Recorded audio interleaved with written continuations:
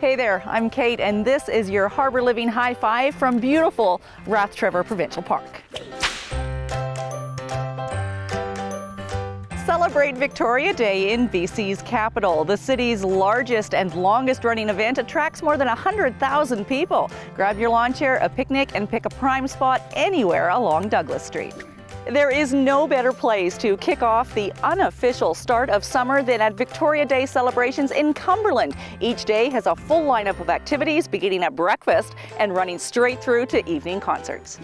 Celebrate our heritage at the Nanaimo Heritage Festival. It all kicks off with the parade downtown, leading everyone to day-long activities in Maffeo Sutton Park.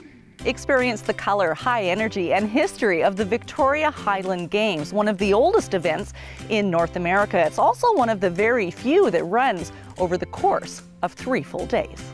Flowers are one of my favorite things, and when you pair them with art, well, it's enough to remind you to stop and smell the roses. You can do that and more at the 17th Annual Art and Bloom Festival featuring high-caliber artists.